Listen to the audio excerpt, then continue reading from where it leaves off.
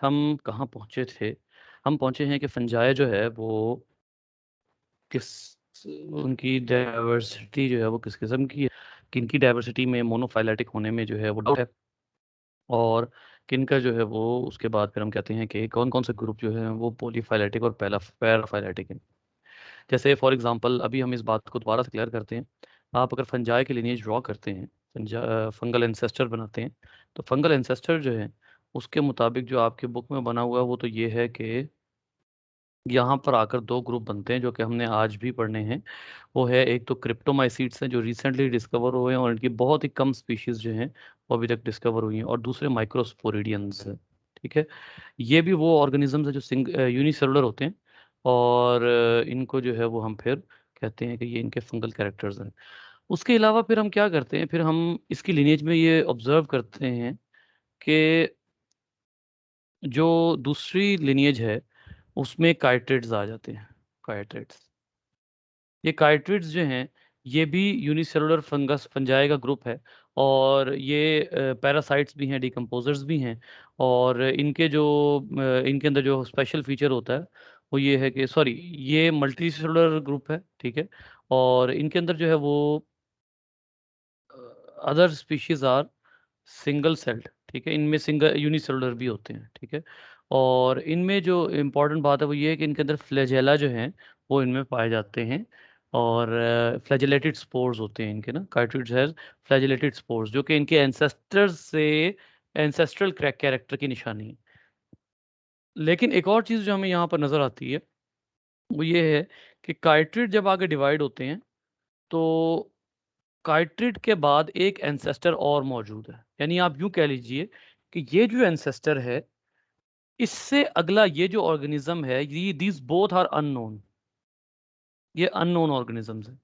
लेकिन एक बात तय है, और ये है कि ये दोनों मोनोफाइलेटिक नहीं हो सकते। जैसे यहां पर जो है वो जाइगोमाइसीट्स आ जाते हैं। अब अगर यहां जाइगोमाइसीट्स आ रहे हैं तो ये दोनों मोनोफाइलेटिक नहीं है। इसका एंसेस्टर यानी जाइगोमाइसीट्स का जो एंसेस्टर है वो काइट्रिड से डिफरेंट है। ठीक है, लेकिन हमें इन स्पीशीज का पता नहीं है। हमने सिर्फ फाइलोजेनेटिक एनालिसिस, फाइलोजेनेटिक यानी ग्रुपिंग जो हमने किस बेस पर की है, मॉलिक्यूलर या जेनेटिक एनालिसिस की बेस पर की है, और इससे हमें ये बात वाज़े तौर पर पता लग रही है कि यहाँ पर अगर आपको पिछले ग्रुप में पिछले वाले चैप्टर में याद हो तो कुछ मेजर इवेंट्स हैं जो कि यहाँ अकर हुए हैं। ठीक है, मेजर इवेंट्स, कुछ ऐसे जीन्स का जेनेटिक चेंज कुछ ऐसा है कि जिस जो यहाँ पर अकर हुआ है, और इस जेनेटिक चेंज की वजह से जाइगोमाइसीट्स और काइट्रिड्स ये दोनों एक दूसरे से बहुत डिफरेंट है। ठीक है, तो इनका जो एंसेस्ट्रल लिनिएज का की डाइवर्जेंस है, ना हमें इसका पता है कि हम इसको नेम दे सकें, ना हमें इसका पता है कि हम इस ग्रुप को नेम दे सकें। ठीक है, लेकिन एक बात तय है कि ये दोनों ग्रुप्स जो है ये एक दूसरे के कॉमन एंसेस्टर इनके नहीं है। अगर आप इनको सेम रखेंगे तो it would be a polyphyletic. ठीक है, लेकिन उसके बावजूद आपकी जो बुक है वो ये कहती है कि काइट्रिड अभी भी पॉलीफाइलेटिक है। इसमें कुछ ऐसे ऑर्गेनिजम्स हैं जो कि इसमें नहीं होने चाहिए, लेकिन वो इतने सिमिलर हैं कि हम इसमें रखने पर मजबूर है। बिल्कुल ऐसे ही जाइगोमाइसीट्स के बारे में भी आपकी बुक ये कहती है कि ये ग्रुप अभी भी पॉलीफाइलेटिक है। इसमें कुछ ऐसे ऑर्गेनिज्म है जिसके बारे में साइंटिस्ट को शक है कि वो इसमें नहीं होने चाहिए, लेकिन अभी भी आप इस पे रखने में इनको मजबूर है। फिर इसके बाद आ जाइए अगले ग्रुप, जाइगोमाइसीट्स के बाद अगला ग्रुप आता है, तो आपको पता लगता है कि इस अगले ग्रुप में भी एक और दफा डाइवर्जेंस हुई हुई है। यानी यहां पर भी एक एंसेस्टर है जो अननोन है, यहां पर भी एक ग्रुप है जो अननोन है, और यहां पर जो ग्रुप आता है वो गालबन एस्कोमाइसीट्स है, ग्लोमेरोमाइसीट्स है। ठीक है, ग्लोमेरोमाइसीट्स। अब यहां पर ये आ जाते हैं ग्लोमेरोमाइसीट्स। ये जो ग्लोमेरोमाइसीट्स हैं, और ये बात अपने जेहन में रखिए कि यहाँ पर time past time to latest time की तरफ ये एरो जा रहा है। यानी इसका मतलब ये है कि ये जो अभी तक आपने पढ़े ये ओल्डेस्ट ग्रुप्स हैं।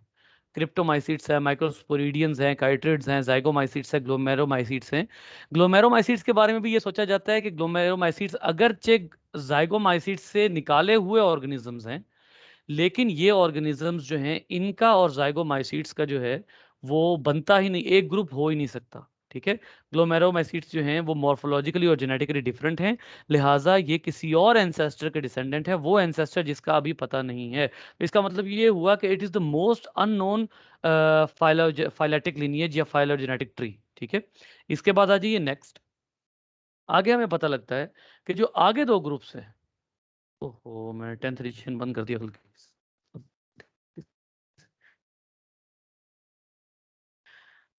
अब यहां पर देखिए कि आगे जो ग्रुप है वो यहां और यहां ऐड कर रहा है। ये 10th एडिशन दोबारा ओपन करता हूँ, मैंने गलती से बंद किया। अच्छा, अब यहां पर जो है वो क्या बात हो रही थी, हाँ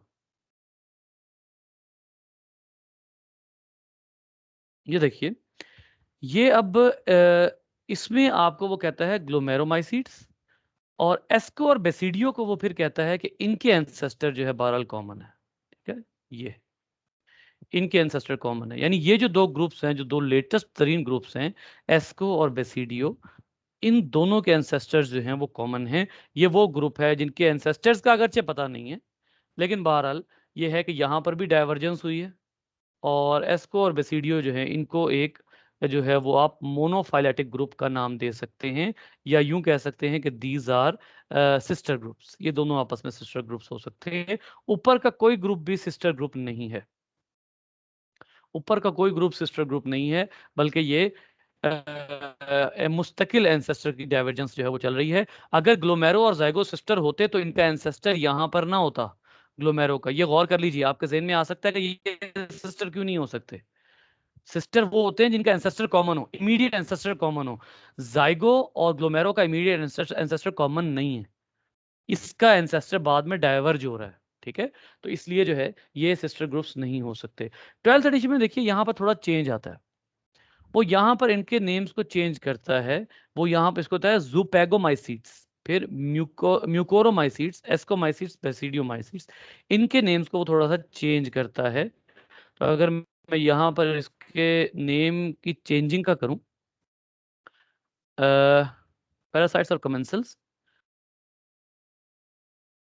फॉर्म फिलामेंट्स रिप्रोड्यूस सेक्सुअली, ये वही ये एक्चुअली जाइगोस्पोरेंजियम, ये वही जाइगोमाइकोटा है जिसको नेम डिफरेंट दिया गया है। इसकी रीजन फिलहाल यहाँ नहीं लिखी हुई, लेकिन इनका नेम डिफरेंट है। ठीक है, तो इसी तरीके से जो म्यूकोरोमाइसीट्स हैं, ये एक्चुअली आपके ग्लोमेरोमाइसीट्स हैं, जो कि आपने पीछे पढ़े थे, ग्लोमेरोमाइसीट्स। और आपने कहा था कि ये ज्यादातर जो है ये माइकोराइजल एसोसिएशंस बनाते हैं, ये ग्लोमेरोमाइसीट्स है।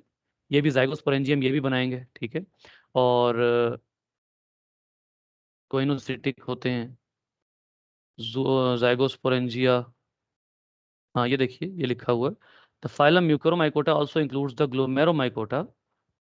ये वो वाले हैं, ग्लोमेरोमाइकोटा के ही हैं। ठीक है, तो बेसिकली म्यूकोरोमाइकोटा जो है ना, ये अब एक और इसकी जिद्दत है, एक और इसमें चेंज आया हुआ है। ठीक है, यहाँ पर वो मैनी म्यूकोरोमाइको लिव्स एज पैरासाइट्स, ये ग्लोमेरोमाइकोटा जो है उससे कुछ बहुत ज्यादा डिफरेंट नहीं है। तो इसके लिए आप ये कह सकते हैं कि जो ऊपर वाला है जुपैगोमाइकोटा, ठीक है, जुपैगोमाइसीट्स, ये जाइगोमाइसीट ही है एक्चुअली। ठीक है, और जो म्यूकोरोमाइकोटा है वो ग्लोमेरोमाइसीट्स है। ठीक है, और उसके बाद एस्को और बेसिडियो जो आप पढ़ चुके हैं। तो ये टोटल जो है ये इनकी डाइवर्सिटी यहाँ पर है। बेटा यहाँ तक अगर आपका क्वेश्चन है या कंफ्यूजन है तो मुझे बता दीजिए, कोई प्रॉब्लम आ रही है, कोई बात समझ नहीं आ रही तो जल्दी से बता दीजिए।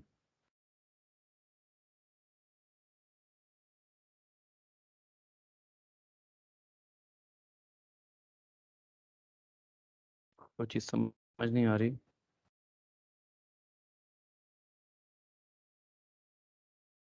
ओके,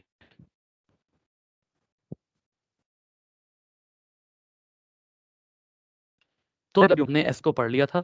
मैं बाकियों पे एंड पे आऊंगा, जो ग्रुप हमारे रह गए हैं अकॉर्डिंग टू 12th एडिशन, जो ग्रुप हमारे रह गए हैं उस पे मैं एंड पे आऊंगा। सबसे पहले हम चलते हैं बेसिडियो माइकोटा पे। बेटा बेसिडियो माइकोटा, ये बेसिकली इसको आप क्लब फंजाई भी कहते हैं। ठीक है, क्लब, क्योंकि ये क्लब शेप्ड होते हैं।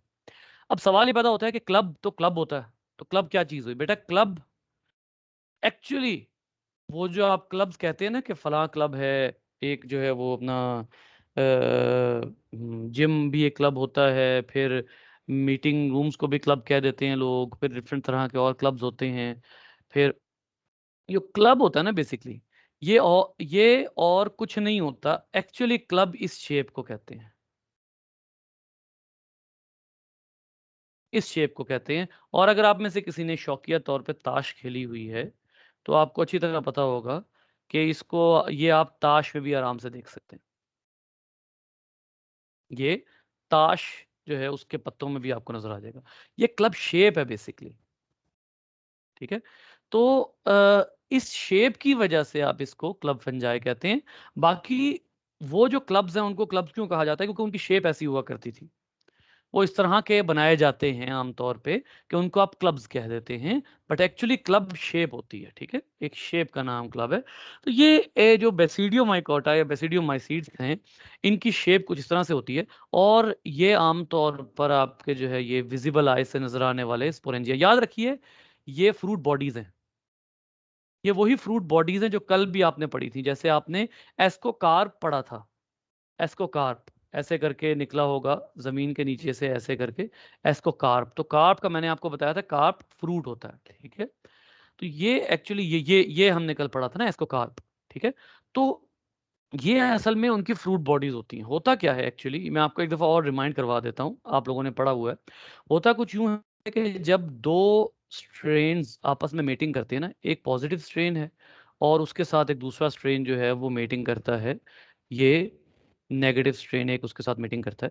तो इन दोनों के मीटिंग करने के साथ ही जो प्रोसेस हो जाता है, अब ये दोनों सेल्स मिल जाएंगे तो जाहिर है कौन सा फिनोमिना होगा, प्लाज्मोगेमी।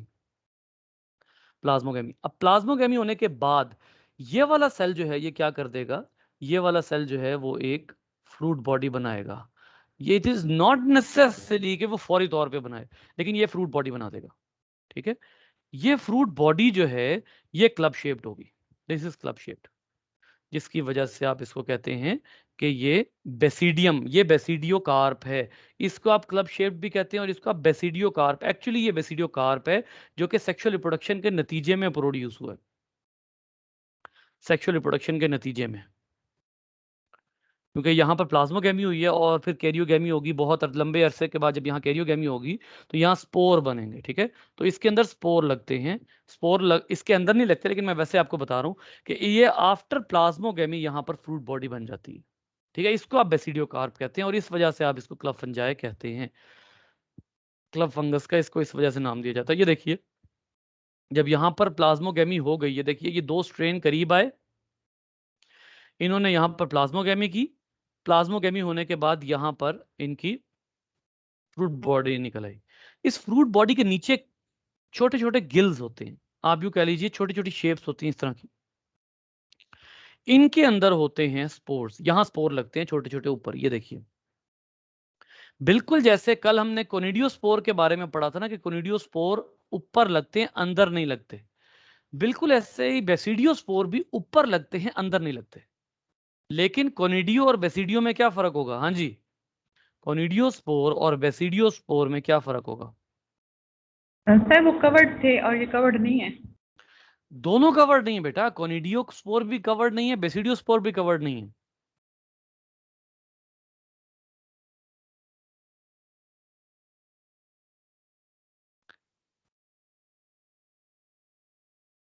हाँ जी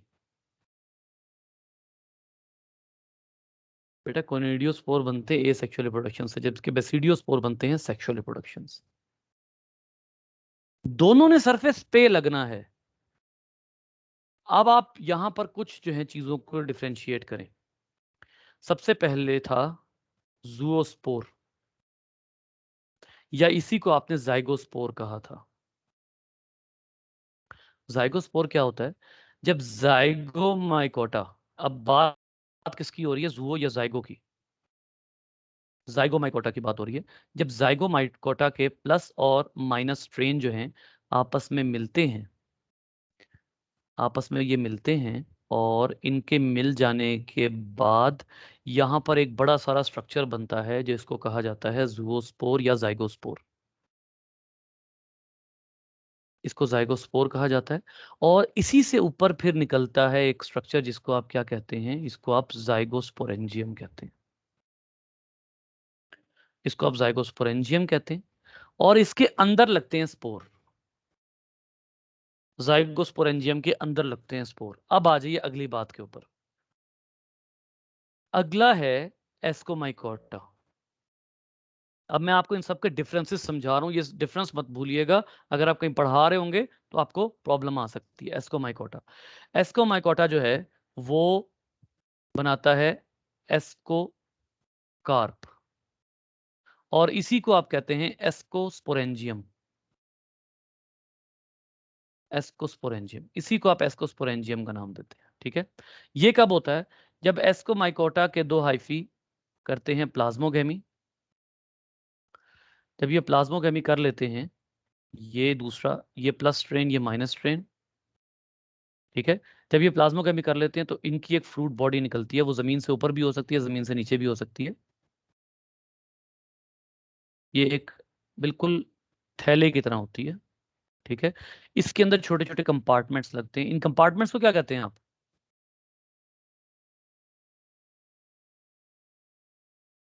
इन कंपार्टमेंट्स को कहा जाता है एस्कस, या प्लूरल एसाई, कल पढ़ा था हमने। और इनके अंदर लगते हैं एस्कोस्पोर्स।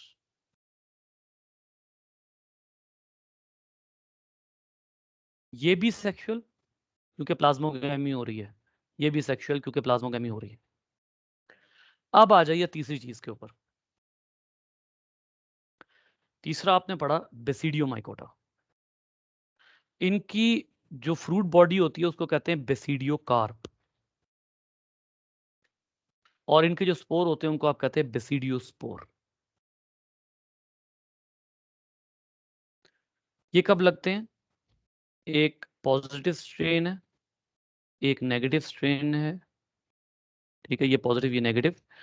इसके ऊपर लगी मशरूम क्लब, मशरूम लगी।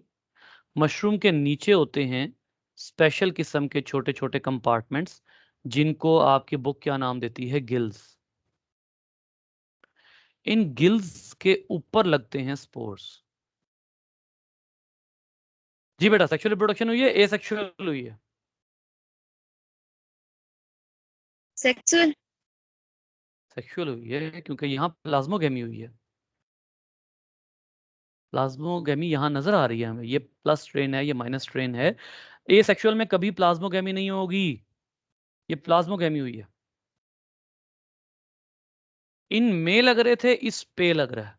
अब आइए आखिरी बात जिसने आपको कंफ्यूज किया है, कोनिडियोस्पोर। कोनिडियोस्पोर किसी पे भी लग सकते हैं। कोनिडियोस्पोर हमेशा कब लगेंगे? एसेक्सुअल रिप्रोडक्शन के नतीजे में। ठीक है, एक कोई एक हाइफी होगा, हाइफा होगा कोई एक, वो क्या करेगा? वो अपने ऊपर बना लेगा स्पोरेंजियम, अपने ऊपर स्पोरेंजियम बनाएगा, और उसमें माइटोसिस के जरिए जो है वो पे उस पे माइटोसिस के जरिए वो लगा लेगा ऐसे। इसी का हाइफा आगे डिवाइड होगा। ये हाइफा जब डिवाइड होगा तो इस एक हाइफा के ऊपर जो है वो स्पोर लगेंगे, और ये ऊपर लगेंगे। ठीक है, तो अब ये जो है ये कोनिडियोस्पोर्स हैं, कोनिडियोस्पोर्स। और जो इनको बियर करेगा उसको आप कहेंगे कोनिडियो, हाँ जी, बियर करने वाले को क्या कहेंगे?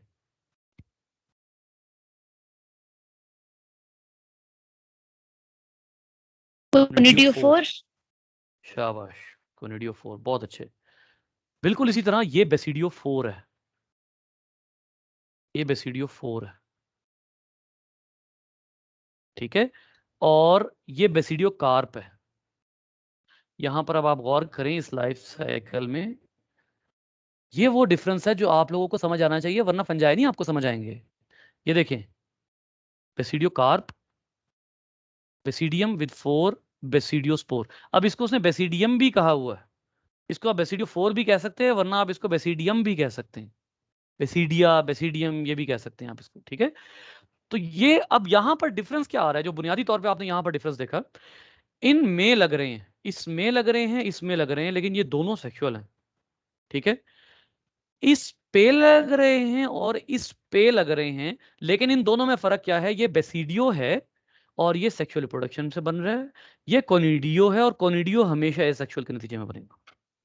ठीक है, सो ये वो चीज है जो आप कहते हैं कि ये डिफरेंस है इनके दरमियान में। ठीक है, ये बेसिडियो फोर है और ये बेसिडियो स्पोर्स है। जी बेटा, क्लियर हुआ है ये?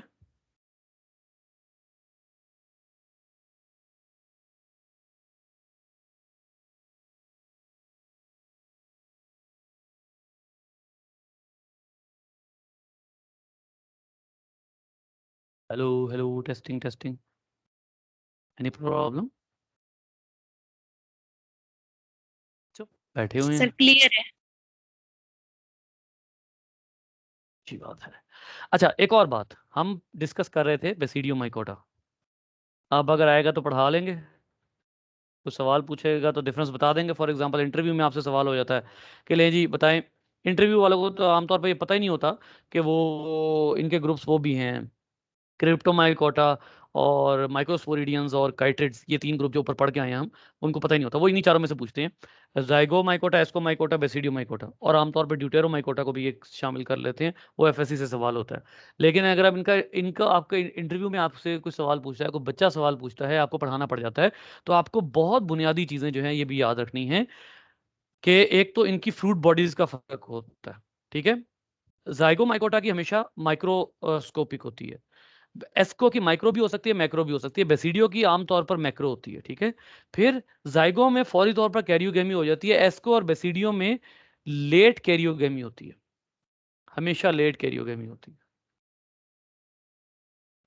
Late karyogamy. ठीक है, अभी मैंने आपको एक और बड़ी जबरदस्त माइंड ब्लोइंग चीज बतानी है, इसमें बड़ा जबरदस्त किस्म का कॉन्सेप्ट है, वो भी मुझे याद नहीं रहा था, कल भी बताना। तो इसी तरीके से इनकी मॉर्फोलॉजिकली डिफरेंस भी होता है। ठीक है, फिर अगर आप इनको बहुत ज्यादा जो है वो पक्का सबूत देना चाहते हैं तो आप कहें जी ये फाइलोजेनेटिकली डिफर करते हैं। एस्को और बेसिडियो का ये सिस्टर ग्रुप्स हैं, मोनोफाइलेटिक हैं, लेकिन ये सेम नहीं है, डिफरेंस डिफरेंट है। लेकिन जाइगो तो बहुत पहले आ जाता है, जाइगो का ग्रुप जो है वो उसका और एस्को और बेसिडियो का ग्रुप तो कहीं से भी सेम नहीं है, क्योंकि ये तो मोनोफाइलेटिक भी नहीं है। जाइगो एस्को बेसिडियो जो एफएससी में चार दिए हुए हैं ना, जाइगो एस्को बेसिडियो ड्यूटेरो, ड्यूटेरो तो एग्जिस्ट ही नहीं करता, क्योंकि ड्यूटेरो, कोई मुझे बताएगा, मैंने जो पहले लेक्चर में कही थी बात कि ड्यूटेरो किस बेस पे बना हुआ है ग्रुप?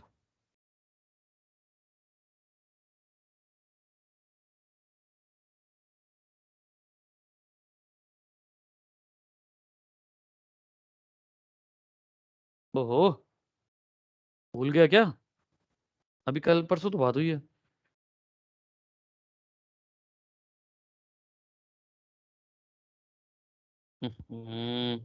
ड्यूटेरो बना हुआ है lack of understanding in sexual process.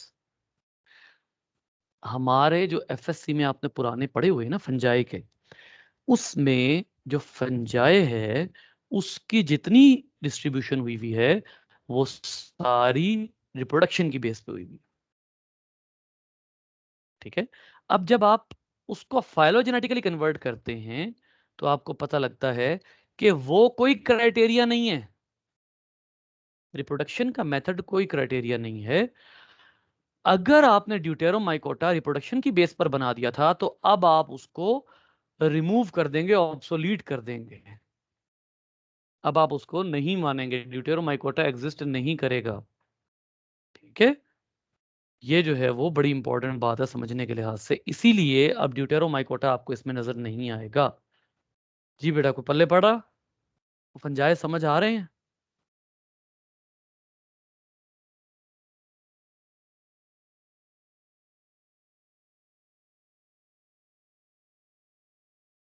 अल्लाह खैर करे आज।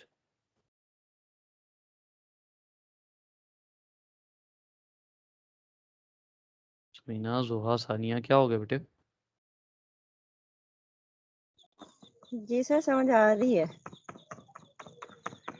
सर हम जो बैठे हैं हम समझते हैं कि आप समझ आ रही है।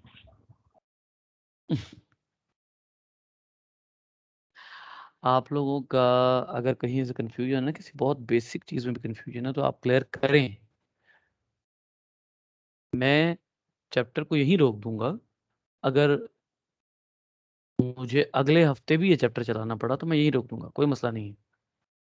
ठीक है, बात अन्यथा बढ़ने की नहीं है, बात समझने की है। मैंने कल इसीलिए बहुत स्पीड पे लेक्चर गुजारा था, बहुत स्पीड पे कई चीज़ें गुजार दी थी, क्योंकि आई होप के जो हैं बहुत बेसिक बातें तो वो क्लियर हो रही होंगी। लेकिन अगर आपको कंफ्यूजन आ रही है तो हम अभी से उन चीज़ों को क्लियर करते हैं, क्लियर करके आगे बढ़ेंगे, ऐसे नहीं बढ़ना। लिहाजा आप लोग क्लियर करें पहले। आप लोगों को कोई बहुत बेसिक चीज़, कोई प्रॉब्लम, कोई ऐसी चीज़ आ रही है, बहुत ही बुनियादी कॉन्सेप्ट समझ जाएगा अगर कोई है, तो वो भी मुझे बता दीजिए। सर हमें कोई कंफ्यूजन नहीं है, आपके में समझ आ जाती है इसी तरह, लेकिन ये मुश्किल इतने कि जब तक 2 बार ना पढ़े तो सही याद नहीं होते, समझ तो आ जाती है फर्स्ट टाइम ही। हाँ, उसमें ये है कि देखें एक चीज़ और, कल मेरा एक फ्रेंड भी आया हुआ था, वो मुझसे कह रहा था कि यार भूल जाती हैं चीज़ें। भूलना जो है वो इंसानी फितरत है, लेकिन भूले रहना वो गलती है। तो अगर आप लेक्चर के बाद कोई बात भूल गए हैं और आप रिकॉर्डेड लेक्चर निकाल कर सुन लेते हैं, तो फिर आपने क्या किया है, आपने इंसानों वाली हरकत की है कि आप भूले हैं और आपने फटाफट उस चीज़ को रिमाइंड कर लिया, सर से पूछ लिया। आप कहते हैं जी जरा सी बात है, उसके लिए क्या पूरा लेक्चर छानूं, पता नहीं कहाँ सर ने वो बात की हुई है। तो आप सर से पूछ लेते हैं, आप किताब पढ़ लेते हैं, लेक्चर रिवाइज कर लेते हैं, ये सही है। लेकिन भूले रहना गलती है, ये ब्लंडर है। It is not just a mistake, ये ब्लंडर है। तो इसलिए, और भूल के फिर सवाल भी ना करना, ये भी गलती है। ठीक है, अगर आपको बहुत बेसिक प्रॉब्लम्स आ रहे हैं तो आई एम रिपीटेडली सेइंग कि आप यहीं पर लेक्चर रुकवा कर मुझसे पूछ लीजिए कि सर ये चीज़ आपने क्लियर की थी, इसको दोबारा बता दें या समझा दें। ठीक है, तीनों में से आप कोई कोई भी अगर रुकना चाहता है, बट ये चीज़ें क्लियर करें। क्योंकि मुझे अंदाजा है आप लोगों ने खास तौर पे ये चैप्टर जो है, ये फंजाए, ये हम आमतौर पे एफएससी में तो ठीक तरह पढ़ते ही नहीं, बीएस में भी ठीक तरह नहीं पढ़ा जाता। क्योंकि बॉटनी में थोड़ी सी देर के लिए चैप्टर आता है, उसके बाद नहीं आता। But this is very interesting, fungi is very interesting. तो इसको इंटरेस्टिंग बनाने के लिए आप लोगों के क्वेश्चंस भी नीडेड होते हैं, तो इसलिए आप लोग जो है वो इनको क्लियर करें।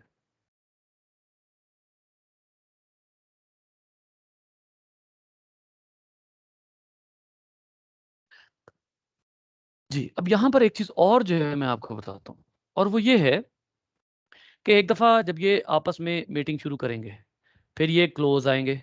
क्लोज आने के बाद जब ये प्लाज्मोगेमी हो जाती है ना, यहाँ पर अब प्लाज्मोगेमी हो गई। प्लाज्मोगेमी हो जाने के बाद कैरियोगेमी, आपको अभी मैंने बताया कि बेसिडियो और एस्को में डिलेड होती है। कैरियोगेमी को डिले कर दिया जाता है। जब कैरियोगेमी डिले हो जाती है ना, तो उस दौरान जो हाइफी प्लाज्मोगेमी कर चुके होते हैं वो ग्रो करते रहते हैं। आप गौर करें कि ये वाला जो हाइफा है, ये जो हाइफा जा रहा है बेटा, ये वो है जो प्लाज्मोगेमी के भी बाद ग्रो कर रहा है। गौर करें, ये प्लाज्मोगेमी शुरू हुई, ये यहाँ पे होना शुरू हुई, अभी ये हो रही है, और उसके बाद ये प्लाज्मोगेमी हो गई। अब आप देखिए कि यहां पर प्लाज्मोगेमी हुई है और यहां से एक और माइसीलियम ग्रो कर रहा है। अब आप अगर गौर करें इस पिक्चर पे, तो इस वाले हाइफा का बाकियों से फर्क क्या है? इसमें रेड न्यूक्लियस है, इसमें ब्लू न्यूक्लियस है। इसमें रेड और ब्लू दोनों न्यूक्लियस हैं, इसमें दो न्यूक्लियाई क्यों मिल रहे हैं हमें? अभी कैरियोगेमी नहीं हुई ना, सिर्फ प्लाज्मागेमी सर हुई। कैन शाबाश, यू इसमें कैरियोगेमी नहीं हुई, सिर्फ प्लाज्मोगेमी हुई है। ऐसी सूरत में इस माइसीलियम का हर सेल क्या कहलाएगा? डाइकैरियोटिक। तो आप गौर कीजिए, यहां उसे लेबल किया हुआ है डाइकैरियोटिक माइसीलियम। तो ये कैरियोगेमी जब तक नहीं करेगा, एस्को और बेसिडियो दोनों जब तक कैरियोगेमी नहीं कर लेंगे, ये अपना माइसीलियम ग्रो करते रहेंगे। वो मखसूस माइसीलियम जो कि डाइकैरियोटिक होगा, अब ये ग्रो करता रहेगा। और यही डाइकैरियोटिक माइसीलियम फिर क्या बनाना शुरू कर देगा? मशरूम। मखसूस किस्म के इन्वायरमेंटल क्यूज मिल गए, फॉर एग्जांपल बारिश हो गई, फॉर एग्जांपल ह्यूमिडिटी आ गई, फॉर एग्जांपल इस तरह के मामलात आ जाते हैं, मौसम ऐसा आ गया, सीजन ऐसा आ गया। मखसूस किस्म के इन्वायरमेंटल सिग्नल्स मिलने पर ये डाइकैरियोटिक माइसीलियम जो है ये बेसिडियोकार्प बनाएगा, फ्रूटिंग बॉडीज ये बनाएगा। ठीक है, ये नहीं बनाएंगे, बल्कि डाइकैरियोटिक माइसीलियम जो है ये जमीन से ऊपर उठेगा और पूरा बेसिडियोकार्प बना देगा। ये बेसिडियोकार्प जो है ये अब इसमें जब एक दफा बेसिडियोकार्प बन जाएगा तो उसके बाद कहीं जाकर इसमें कैरियोगैमी होगी, जब एक दफा ये बन जाएगा। यानी अभी भी कैरियोगैमी नहीं हुई, जब ये बन जाएगा, सूटेबल टाइम आएगा, तब जाके इनमें कैरियोगैमी होगी और फिर जाकर होगी मियोसिस। क्योंकि कैरियोगैमी एक दो हैप्लॉइड न्यूक्लियाई को क्या बना देगी, डिप्लॉइड बना देगी। यानी अब यहां पर अभी तक यहां पर जो सेल है वो तो डाइकैरियोटिक है, सेल डाइकैरियोटिक जरूर है लेकिन डिप्लॉइड नहीं है, क्योंकि दोनों न्यूक्लियाई अलग हैं, डाइकैरियोटिक है। लेकिन कैरियोगैमी के बाद अब ये सेल क्या बन जाएंगे, ये डिप्लॉइड हो जाएंगे, नॉट डाइकैरियोटिक। अब ये डाइकैरियोटिक नहीं है, अब ये फ्यूज हो चुके हैं, लिहाजा अब ये डिप्लॉइड हो गए हैं। डिप्लॉइड होने के बाद इनमें मियोसिस होगी और दोबारा से हैप्लॉइड स्पोर्स बन जाएंगे। ठीक है, तो कैरियोगैमी लेट होती है, जब फ्रूटिंग बॉडी बन जाती है तब जाके कैरियोगैमी होती है। जी बेटा, ओके, अल्लाह अकबर। अब सर इसके अगर बाद कैरियोगैमी लेट, जी जी बोलिए बोलिए बोलिए, सर ये समीना पहले आप बोलिए। सर कैरियोगैमी जब इसमें लेट होती है तो जो रिप्रोडक्शन का प्रोसेस होता है वो भी तो लेट हो जाएगा ना, अगर नहीं, इमीडिएट होगी तो। जी जी बिल्कुल, मतलब आप यूं कह लीजिए कि जब स्पोर फॉर्मेशन ही इतनी लेट हो गई तो जाहिर सी बात है कि रिप्रोडक्शन भी लेट हो गई, बिल्कुल ऐसा है। जब तक इनको सूटेबल हालात, जब तक इनको यूं कह लीजिए जब तक इनको सबस्ट्रेट अवेलेबल है, जब तक ग्रो कर सकते हैं करते रहेंगे, जब तक ग्रो करते हैं करते रहेंगे करते रहेंगे। और जब इनको होगा कि हाँ जी अब सबस्ट्रेट खत्म हो रहा है या सीजन आ गया है, ह्यूमिडिटी अच्छी है, वाटर अच्छा है, तो ये फ्रूट बॉडी बना के फिर उसके बाद उसमें कैरियोगैमी कर लेंगे। जी अब बोलिए सानिया। सर मैं ये कह रही थी कि ये जो मशरूम है ये हमारे शहर में बहुत हो रही है, हम्म, आए दिन एक दो दिन बाद डेली नजर आती है ये। वाह अबू वाह लोगों ने जबरदस्त, मिट्टी अच्छा, डलवाई थी तो हाँ वहां हाँ, पे ये डेली है, वहां पे, डेली ऊपर निकल आती है हाँ हाँ मशरूम। ठीक है। अब इसी बुक में यहीं पर लिखा हुआ है, बहुत ही मजे, मुझे पिक्चर्स भेजनी है बेटा याद से, ठीक है, सारी आपने पिक्चर्स भेजनी है जो मशरूम आ रही ये जो मशरूम होती है ना ये एक दिन के अंदर अंदर जी बनती है। जब इसने बनना होता है ना, ये एक दिन के अंदर अंदर बन जाती है, जमीन से पानी लेती है ज्यादा सारा और तेजी से डिवाइड होती हुई अपनी जगह से ग्रो हो जाती है। Just have a look at a sentence, बहुत ही मजे का सेंटेंस यहाँ पर लिखा हुआ है। वो कहता है कि ये देखिए, a basidiomycete mycelium can erect its fruiting structure in just a few hours. A mushroom pops up as it absorbs water and as cytoplasm streams in from the dikaryotic mycelium. By this process, a ring of mushrooms may appear literally overnight. एक रात के अंदर अंदर the mycelium the below the fairy ring. अब ये जो इसका ring होता है ना, इसको किसी जमाने में फेरी रिंग कहा जा सकता था, कहा जाता था परियों का रिंग। ठीक है, फेरी ring expands outward at a rate of 30 centimeter per year, decomposing organic matter in the soil as it grows. अब जो आपकी सॉइल में जो भी ऑर्गेनिक मैटर मौजूद है, जो भी आपने मिट्टी डलवाई है उसके अंदर जाहिर सी बात है फर्टिलाइजर कोई ना कोई ऑर्गेनिक मैटर मौजूद होगा। अब वो ऑर्गेनिक मैटर वो यूटिलाइज कर लेते हैं, ठीक है, और वो ऑर्गेनिक मैटर यूटिलाइज करके तो वहां पे ग्रो होते हैं। तो ये जब इनको अच्छे हालात मिलते हैं, ह्यूमिड, अब हमारा आजकल जो इन्वायरमेंट है वो आइडियल है मशरूम्स के लिए, क्यों, क्योंकि ह्यूमिडिटी है और ह्यूमिडिटी मशरूम को जमीन से बाहर आने में सबसे ज्यादा हेल्प करती है। ठीक है, आप सॉइल को पानी देते हैं वरना ये सॉइल का मॉइस्चर अब्जॉर्ब करते हैं और उसके साथ साथ जो है अपना ये मशरूम ग्रो कर लेते हैं। ठीक है, तो यहां पर देखिएगा कि फिर जी वही बात यहां पर वो कर रहा है कि इट्स कैप, अब इसके कैप के नीचे आपने करना क्या है सानिया, इसका जो कैप है ना, वो जो मशरूम है उसको उखाड़ें, उसको उल्टा करके भी उसकी पिक्चर लें। ठीक है, उसमें आपको उसके गिल्स नजर आएंगे, वो गिल्स जो हैं, और कोशिश करें आप घर में जो सबसे अच्छा कैमरा है ना, उससे जूम करें फुल, और उसके अंदर देखें, आपको शायद गिल्स की लाइनिंग भी नजर आ जाए। ठीक है, गिल्स की लाइनिंग, स्पोर तो खैर आपको नहीं नजर आएंगे क्योंकि वो जाहिर सी बात है माइक्रोस्कोपिक होते हैं, लेकिन वो आपको उसमें नजर आ जाएंगे। तो वो फंगस जो है, ये तो बड़ा जबरदस्त, बड़ी मजे का फिनोमिना है, शायद अल्लाह करे मेरे यहाँ कहीं पे भी ग्रो हो जाए। तो ये तो बड़ा मजे का जो है वो चीज, आप देख सकते हैं इसको। तो ये एक रात के अंदर अंदर, चंद घंटों के अंदर अंदर उग सकते हैं, अगर इनको क्या अवेलेबल हो, वाटर अवेलेबल हो। It pops up as it absorbs water and as cytoplasm streams in the form in from the dikaryotic mycelium। mycelium बहुत तेजी से ग्रो करता है, साइटोप्लाज्म बड़ी तेजी से आता है और ये ग्रो कर जाता है।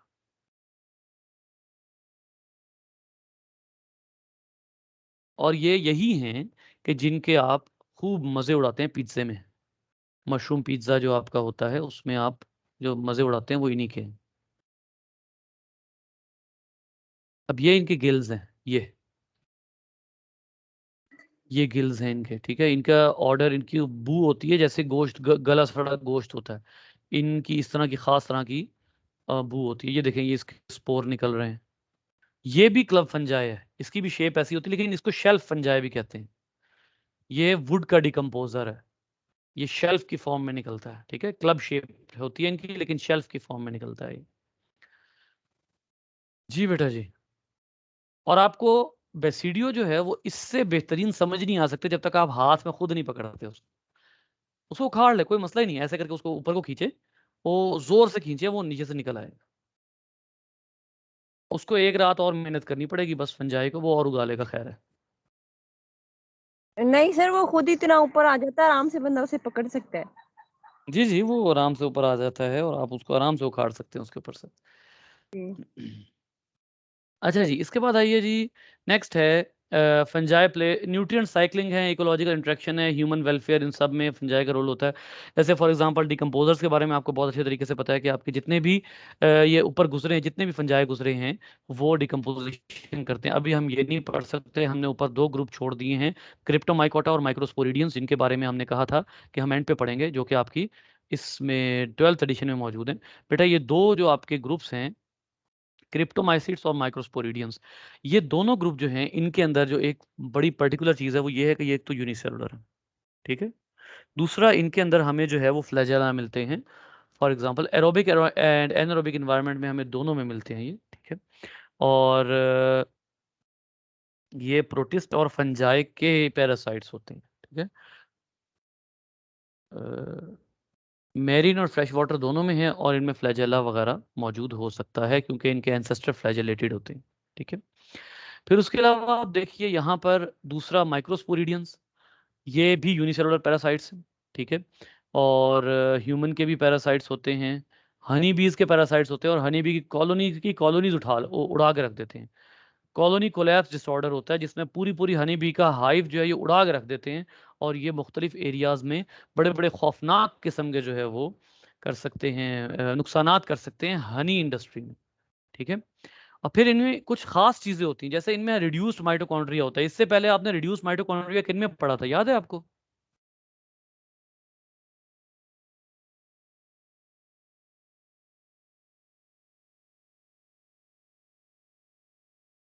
जी बेटा,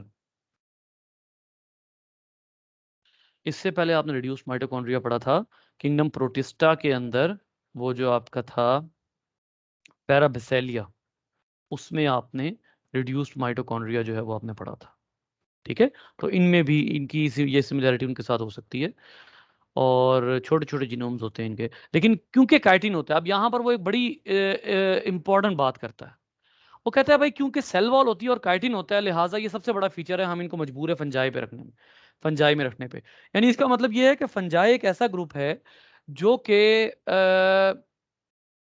जिसके अंदर मल्टी सेलुलर और यूनिसेलुलर दोनों तरह के ऑर्गेनिज्म है। जैसे आप किंगडम प्लांटी देखते हैं ना, किंगडम प्लांटी में कोई ऑर्गेनिज्म यूनिसेलुलर नहीं है, किंगडम एनिमेलिया में कोई ऑर्गेनिज्म यूनिसेलुलर नहीं है, लेकिन फंजाई में है। अब जो फंजाई है उसके अंदर यूनिसेलुलर होने की प्रॉब्लम है कि हम रखने पर मजबूर हैं। क्यों? क्योंकि इसमें एक तो सेल वॉल में काइटिन है। अब प्रोटिस्ट जितने मर्जी जमा कर लें आप, जितने मर्जी ग्रुप्स आपने पढ़े हैं ना पीछे प्रोटिस्ट के, 4 मेजर ग्रुप्स जो आपने पढ़े हैं, जिनकी क्लासिफिकेशन आपके पास आ भी गई है, वो चारों ग्रुप जो हैं उनमें कोई ऐसा ग्रुप नहीं है जिसकी सेल वॉल में काइटिन हो। अब ये आप यहां रखने पर मजबूर हैं, यूनिसेलुलर सही लेकिन यहां रखने पर मजबूर है। दूसरा, उन चारों ग्रुप में कोई भी ऐसा ऑर्गेनिज्म नहीं होगा जिसकी सिमिलैरिटी फंजाई से इतनी ज्यादा हो। अब ये जो क्रिप्टो जो हैं, क्रिप्टोमाइसिट्स जो हैं, माइक्रोस्पोरिडियंस, कार्टिड्स, ये तीनों ग्रुप जो हैं, ये इनमें से कुछ जाइगो एस्कोबेसिडियो में से निकाले गए हैं और ड्यूटेरो में से, और कुछ निकाले गए हैं प्रोटिस्टा में से, सिर्फ इस वजह से कि इनके अंदर काइटिन है। तो काइटिन होना इनको फंजाई बना रहा है, ठीक है, जिसकी वजह से आप फिर इनको। और दूसरी बात, सिर्फ काइटिन होना नहीं बल्कि फाइलोजेनेटिक एनालिसिस भी ये कहता है, मॉलिक्यूलर एनालिसिस भी ये कहता है कि they must be placed in kingdom fungi rather than 4 major groups of protista. ये वजह है कि फिर आप इनको फंजाई में रखते हैं। तो ये छोटी छोटी बातें थी। एक तो ये कि ये यूनिसेलुलर का ग्रुप है, यूनिसेलुलर फंजाई का। दूसरा ये कि ये पैरासाइट्स वगैरह हैं, बहुत कम फंजाई इनके, बहुत कम इनकी स्पीशीज, जैसे क्रिप्टोमाइसिट्स की सिर्फ 30 स्पीशीज डिस्कवर हुई हैं, और मैरीन भी होते हैं ये, ठीक है। ये बड़ी बात है क्योंकि आमतौर पर फंजाई हमारे जो एस्कोबेसिडियो जाइगो हैं, ये मैरीन नहीं होते, ठीक है। फिर फ्लैजेलेटेड होते हैं। माइक्रोस्पोरिडियंस का भी यही हिसाब किताब है, ये भी एक्वेटिक है, ठीक है, एक्वेटिक भी हैं, ह्यूमन के पैरासाइट्स भी हैं ये। और कॉलोनी डिसऑर्डर्स, इनकी 30 स्पीशीज जो हैं वो डिस्कवर हो चुकी हैं। ये देखिए, ये क्रिप्टोमाइसिट है, ये क्रिप्टोमाइसिट है, और ये अपने स्पोर फॉर्मेशन के टाइम में है, ठीक है। ये भी एक क्रिप्टोमाइसिट है और ये भी अपने स्पोर फॉर्मेशन के टाइम पे है। तो ये इस लिहाज से मल्टीसेलुलर दिख रहे हैं, लेकिन ये मल्टीसेलुलर होते नहीं।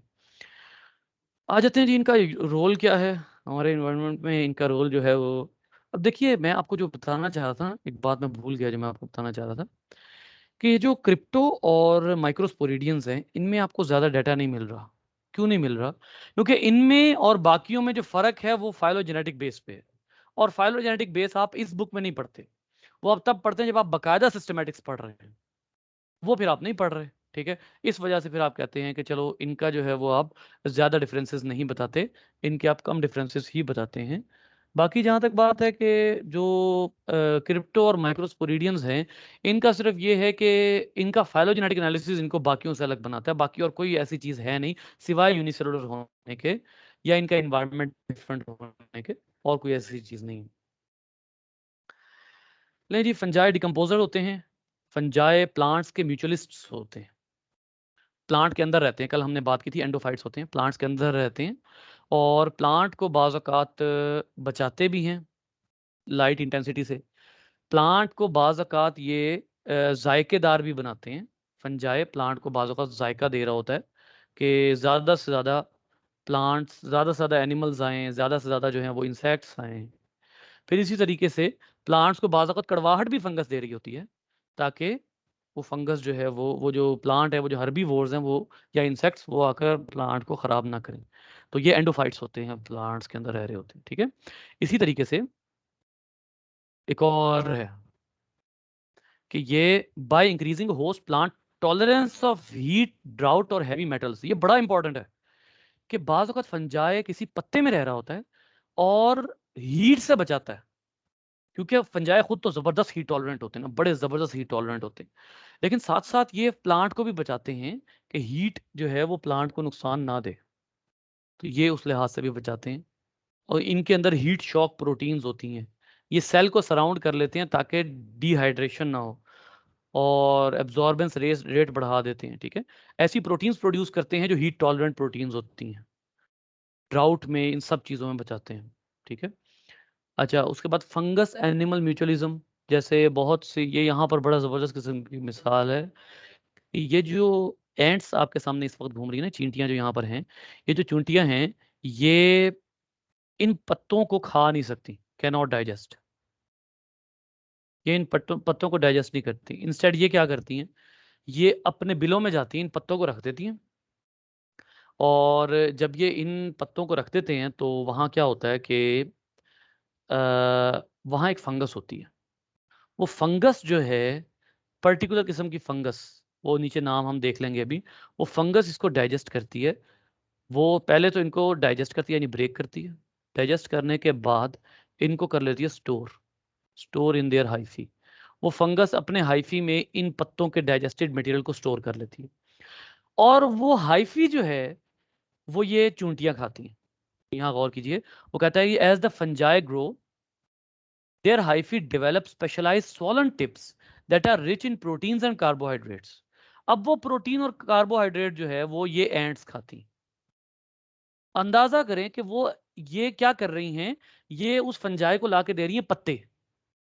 फंजाई वो पत्ता खाती है और अपने अंदर कार्बोहाइड्रेट और प्रोटीन स्टोर कर लेती है, वो कार्बोहाइड्रेट और प्रोटीन खा लेती हैं एंट्स, लिहाजा वो सरवाइव कर रही हैं। और वो कहता है कि आपके यहाँ पे ये बात तक लिखी हुई है कि फंजाई अब इस फिनोमिना पे इतने डिपेंड हो गए हैं कि अब ये सरवाइव ही नहीं कर सकते एंट्स के बगैर।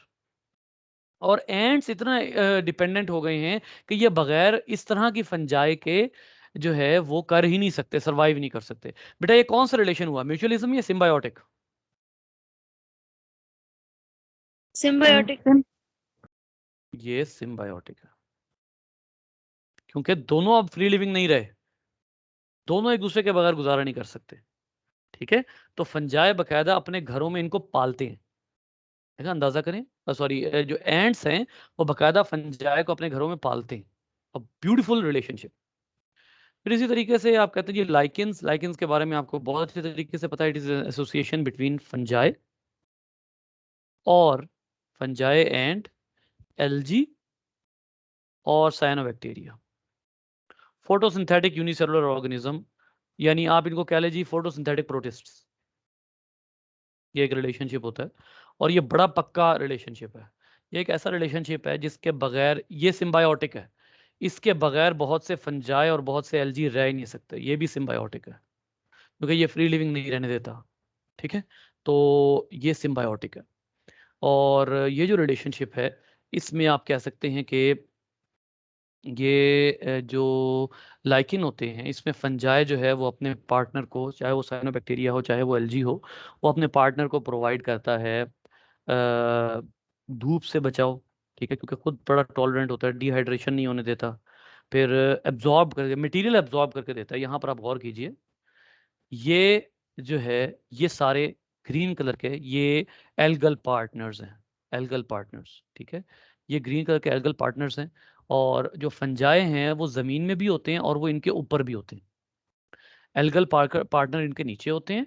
यानी आप यूँ कह लीजिए कि ये जो डिस्टेंस है ये असल में ज़मीन से ऊपर जहाँ तक उसका फंगल पार्टनर जा रहा है वहाँ तक है। ठीक है, अब ये जो डिस्टेंस है इसमें आप वाज़ेह तौर पर देख सकते हैं कि जो एल्गल पार्टनर्स है वो पार्टनर है वो सिर्फ और सिर्फ फोटोसिंथेसिस करेगा और इसको ऑर्गेनिक मटेरियल देगा। यही मैंने आपको कहा कि इसको आप सिर्फ फूड दे दें और उसके बाद देखें कि फंजाई क्या क्या कर सकता है। जो फंगल पार्टनर है वो यहाँ से न्यूट्रिएंट्स भी प्रोवाइड कर रहा है एल्गल पार्टनर को। ठीक है, इसी तरीके से वो यहाँ से यूँ कह लीजिए कि इसको धूप से भी प्रोटेक्शन दे रहा है, डिहाइड्रेशन से भी प्रोटेक्शन दे रहा है, और इसी तरीके से डिफरेंट तरह के एनिमल से भी प्रोटेक्शन दे रहा है। तो ये सारा कुछ जो है ये इसको आप लाइकिन कहते हैं। फिर इसी तरीके से ये एस्कोकार्प बना, गौर करें इसकी शेप की वजह से आप एस्कोकार्प कहते हैं इसको। और ज्यादातर इसमें इन्वॉल्व एस्कोमाइसीट्स ही होते हैं। जरा यहाँ पर हम देखते हैं, यहाँ पर लिखा भी हुआ है। हाँ जी, ये देखिए, the fungal component is most often ascomycete, but some glomeromycete and basidiomycete lichens are also known। ज्यादातर एस्कोमाइसीट्स होते हैं। और आपको एक और बात बताऊं, ये इतना शदीद सिम्बायोटिक रिलेशन है कि ये रिप्रोडक्शन भी एक दूसरे के बगैर नहीं करते। कैसे? ये अपने स्पेशल स्पोर बनाते हैं, सूरिडिया, जिसमें फंगल स्पोर भी होता है और एल्गल स्पोर भी होता है। यानी ये इतने सिम्बायोटिक हैं कि ये एक दूसरे के बगैर रिप्रोडक्शन तक नहीं करते, और एक ऐसा स्पोर बनाते हैं जिसमें दोनों न्यूक्लियाई होते हैं, और आगे जाके दोबारा लाइकिन ही बनाते हैं। यानी ना फंगस एल्जी से अलग होता है ना एल्जी फंगस से अलग होता है। दोनों अपना मिला जुला स्पोर आगे जाके दोबारा जो माइसिलियम बनता है वो इन दोनों का मिला जुला बनता है। अब ये जो लाइकिन होते हैं ये बड़ा ही इंपॉर्टेंट है हमारे इकोलॉजी के लिए। आपको अच्छी तरह पता होगा, आप लोगों ने सक्सेशन पढ़ा हुआ है। जी बेटा, पढ़ा हुआ सक्सेशन।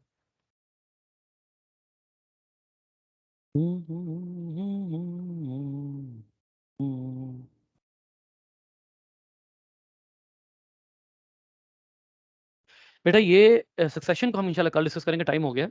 ये इतने रफ टफ होते हैं कि ये पत्थर तक पे ग्रो कर जाते हैं। फंजाई का काम होता है पत्थर को फाड़ के उसमें अपने हाइफी पेनिट्रेट करना। उसके लिए फंजाई क्या क्या रिलीज करता है? फॉर एग्जांपल, एक तो फंजाई रिलीज करता है acid to erode away the stone, the rock. ये उस चट्टान को इरोड कर देता है, उस पे जंग लगा देता है, उसको रिमूव कर देता है, उसको भुर भुर कर भुर भुर आ जाते हैं उसके ऊपर। और ये फिर क्या करता है? फिर ये पेनिट्रेट करता है उस चट्टान में, और पेनिट्रेट करके उससे क्या लेगा? उससे लेगा मिनरल्स। अंदर सॉइल होगी, उससे मिनरल्स ले लेगा। तो इसका मतलब है ये वो वाहिद ऑर्गेनिज्म है लाइकिन जो कि बंजर चट्टान पे भी ग्रो कर जाता है, उसको भी तोड़ देता है। ठीक है, तो आप ये देख लीजिए, ये बंजर चट्टान को तोड़ चुका है, और उसके बाद फिर क्या होता है, इसके ऊपर और मजीद लाइकेंस ग्रो करते हैं। ये बाद में डिस्कस करेंगे। ठीक है, ये बात आपने याद रखनी है। जी बेटा, कोई सवाल है तो बताइए।